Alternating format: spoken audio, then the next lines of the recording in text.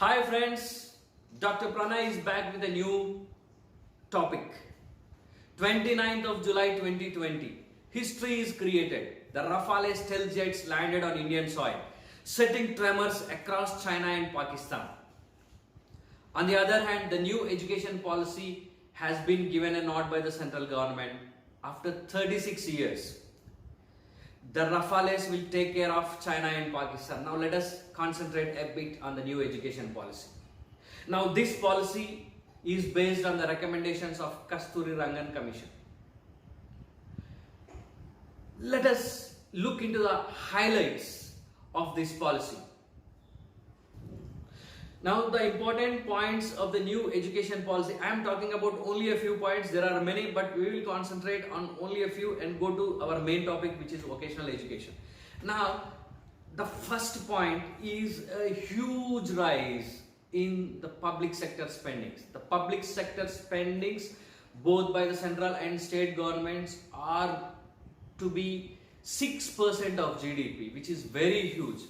When I compare with Europe, when I compare with America, it may be less spending on educational sector, but keeping in view the past spending, this is a very huge rise. The second thing is a complete restructuring of the educational structure. Now we will have a 5+3+3+4 structure, wherein the intermediate education will not be seen and will be clubbed with school education.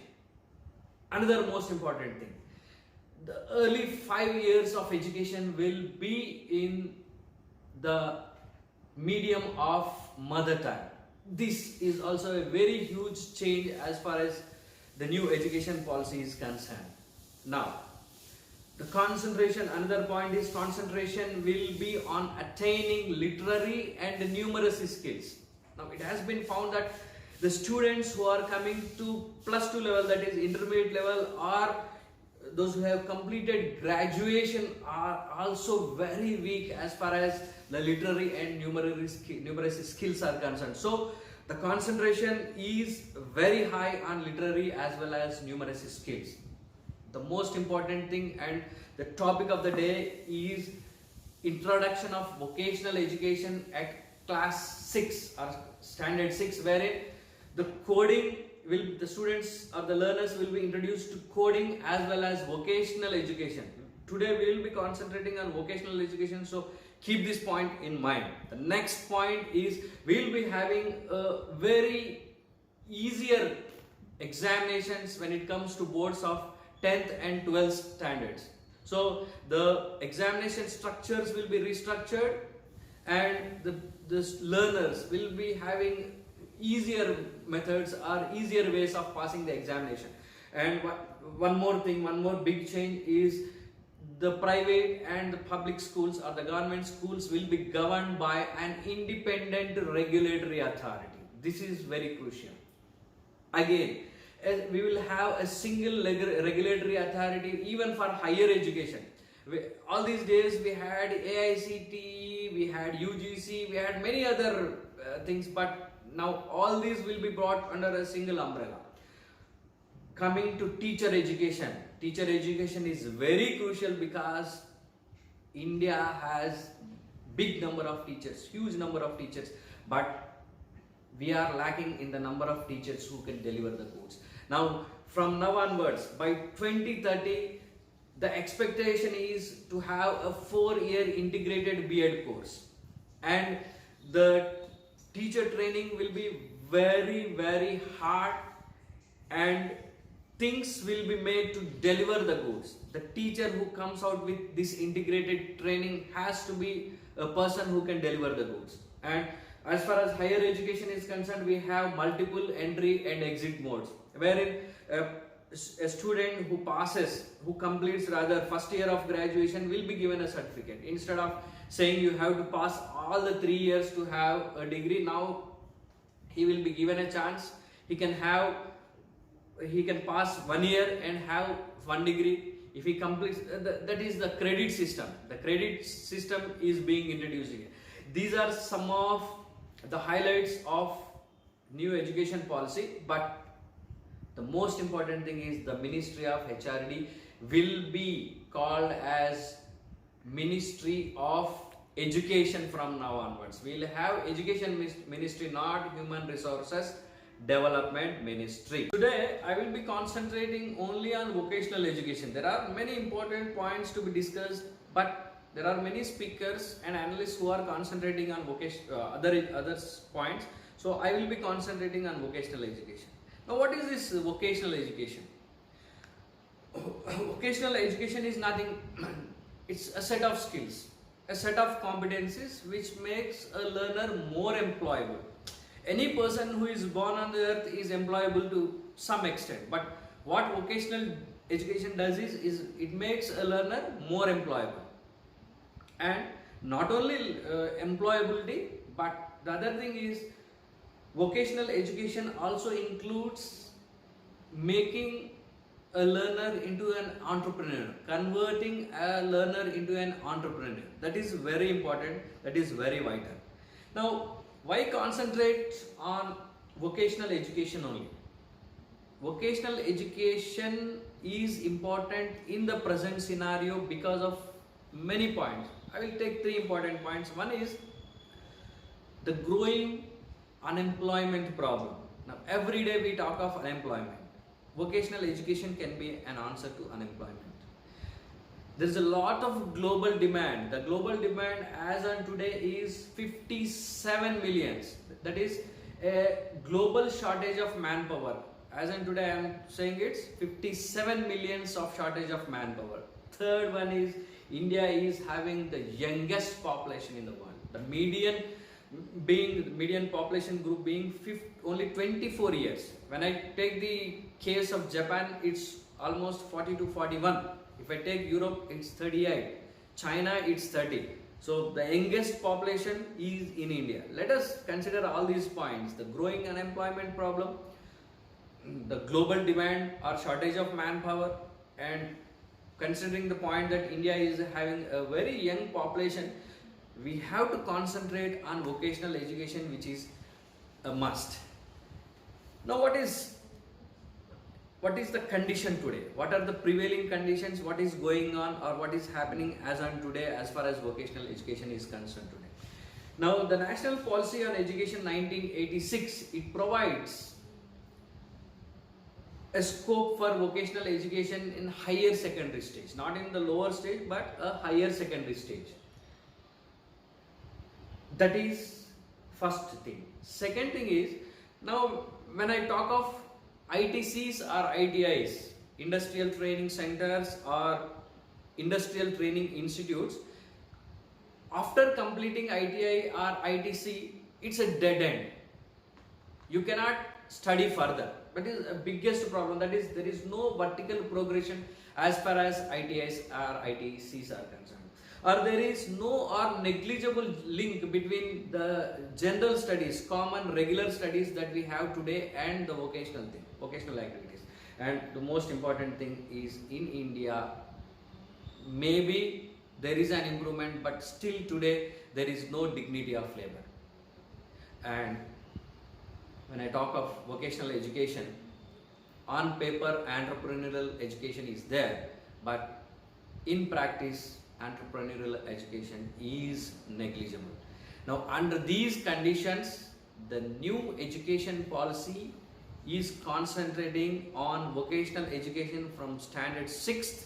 Yes, the new education policy provides for vocational education right from standard 6.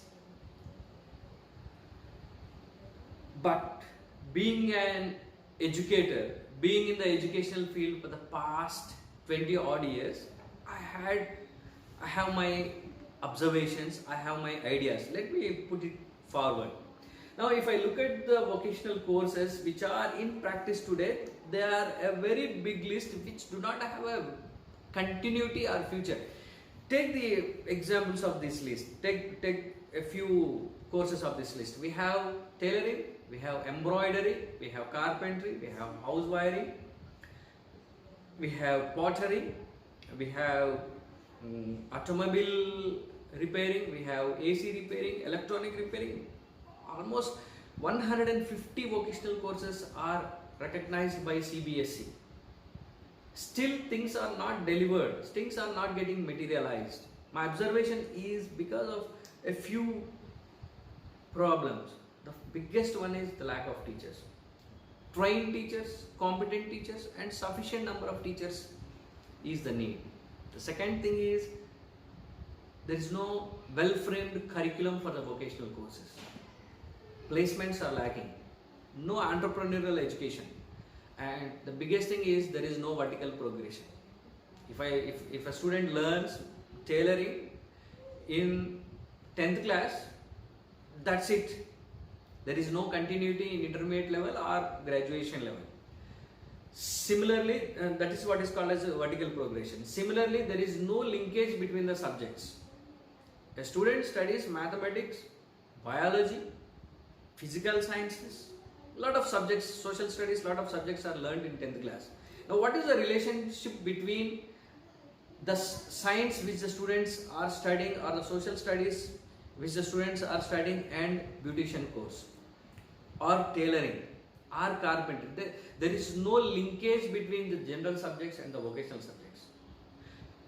Last but not the least is the earnings are very low.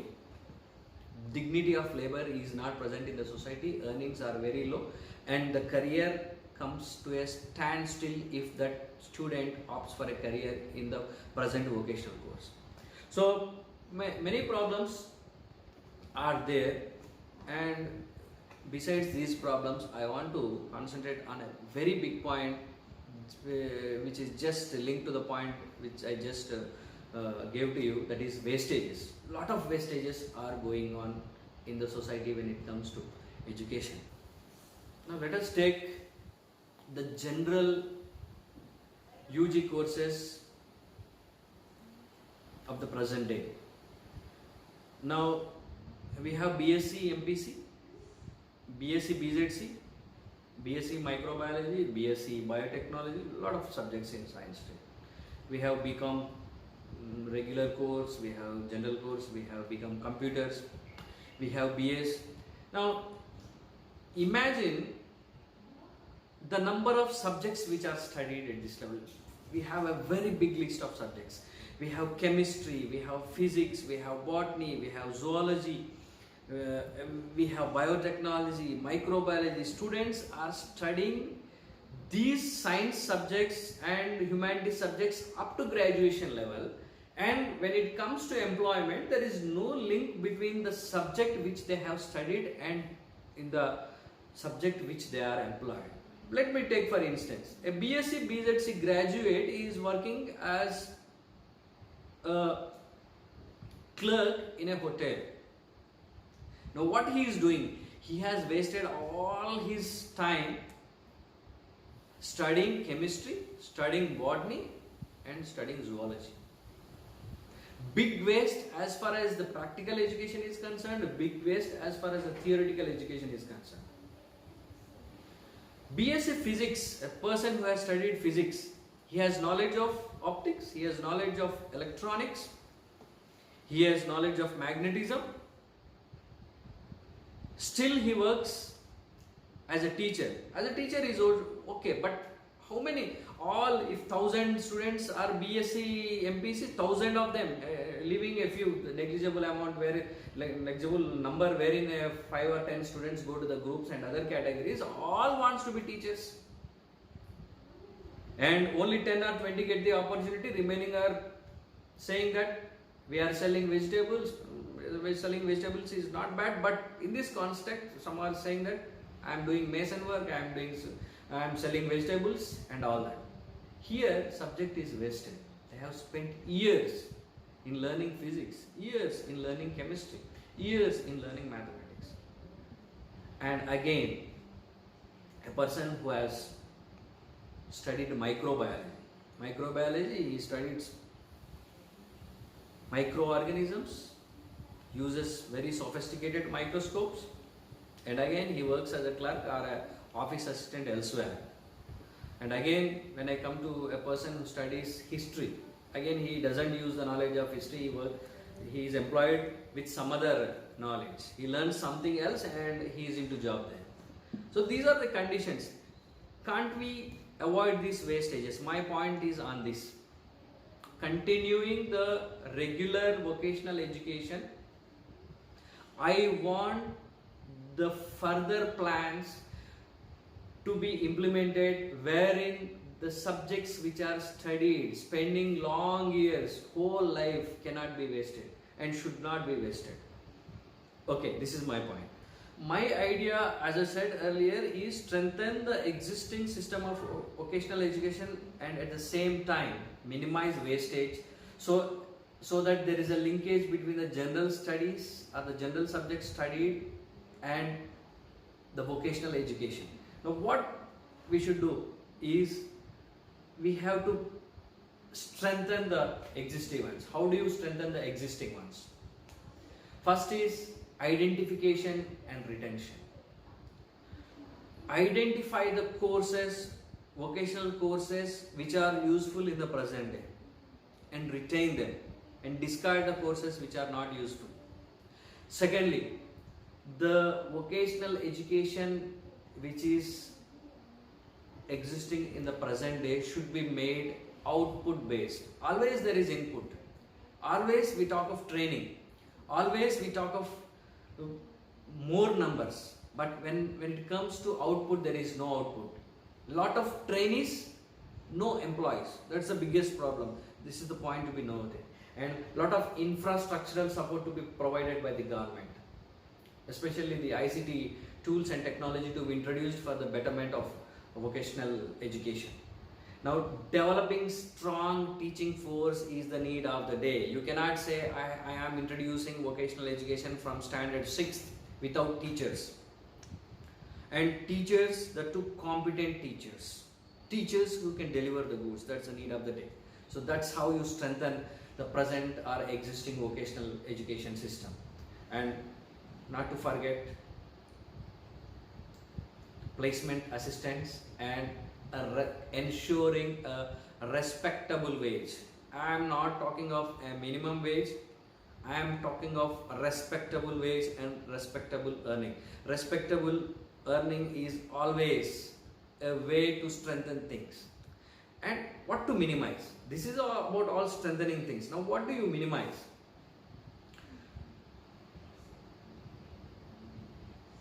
I minimize the wastages. How do I minimize the wastages? Now I will add vocational value from day one to whatever education is given. Like I am a PhD in zoology, and still I doubt whether I have really seen a bacterial cell through a microscope. I really wonder how many times my teacher made me see the clear organ or the clear nerve ring or whatever it is. When we were doing dissections, we were just said a group of people in the batch, practical batch were there. We were asked, are you seeing this? Are you able to locate this nerve ring? We used to say yes, but really speaking, frankly speaking, I have never seen it clearly. I have never seen a bacterial cell till my date being a PhD. Many may deny these things, but 90%, I give in writing, 90% of the science students are not given the real or serious practical education as far as science is concerned. If real education is given, real practical education, serious practical education is given after studying about the blood, after studying about the organs, almost we should be doctors, we should be paramedicals. Why do I need a special certificate to work in a lab? After completing BSc, BZC, I must be equipped both with a certificate as well as practical knowledge to work in a lab or a hospital. Dairy is developing. It is multiplying in India. Poultry is multiplying in India with BSc, BZC degree, with a knowledge of botany, with a knowledge of zoology. I must be able to work as an assistant in the veterinary sector, where I can take care of animal husbandry, where I can take of vaccination, and I should not need a special certification for that, because from day one, as I said, From day one, I must be given serious practical education with vocational value. I should not go for separate certification. That certification itself, that certificate, it should speaks that he is a guy who has been graduated, who has graduated with botany, zoology and chemistry. She is a guy who is graduated with physics, chemistry and mathematics. She can work in electronics industry right from the day she leaves her college, from the campus. She must be capable of working in an electronics industry or AC industry or some other thing, or instrumentation industry, because we are learning physics from day one, from 7th to 8th, from 7th or 8th standards we are given special physics lessons. At intermediate level I have studied physics, at graduation UG level I have studied physics, and still I say I am not well equipped to work in this industry. This is all nonsense. So that's why vocational education doesn't mean I have to impart special knowledge. Okay, continue with the vocational special courses, but at the same time whatever is I am studying, let's not waste the knowledge of physics, let's not waste the knowledge of chemistry, botany, zoology, and we have our own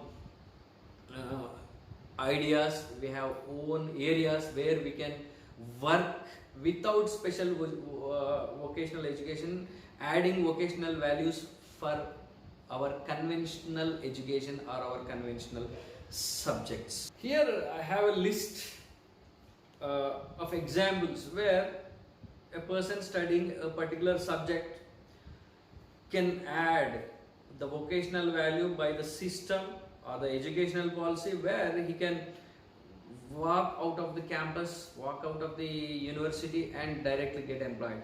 For example, a person who studied zoology or microbiology should get a job as a lab technician or assistant in dairy, poultry, agriculture, or a nursery, or plant breeding or cloning, anywhere. And a person who has studied physics must get a job in optics, or optical instrumentation or electronics, whatever it is. A person who has studied chemistry at graduation level should get a job in fertilizer industries, pesticides industries and labs and other pharmaceutical industries. Even a person who studies history from day one, because from 6th or 7th standard we have a special subject called history, and we have geography, history and geography we are studying. So with that knowledge he must be able to get a job in tourism department, or he should be a freelancer as a tourism guide, provided that vocational value is added from the day one. When he is studying history, from day one the subject is introduced, that vocational value is should be introduced. The topic should be the tourism, the hospitality, and the geography should be attached to this. The history and geography should be combined. Anyhow, it's a social studies subject, and tourism should be made a part of this subject, and the person who walks out of the university or college should get a job in that particular field. So this is what is my idea. Lot of subjects are there. We are studying those subjects. If 10,000 students study physics, only 100 or 1,000 students use physics, and rest of the 9 students, they don't use physics. It's a wastage. Again, 10,000 students study chemistry, 1,000 use chemistry, 9,000 waste chemistry. This is a big wastage which is going on in our country. That should be stopped, that should be capitalized, that should be tapped, that energy should be tapped, and it should be diverted to the vocational stream. I think this is my idea as far as the new education policy is concerned, wherein these are my ideas as far as new education policy and combining vocational education is concerned. Thank you very much.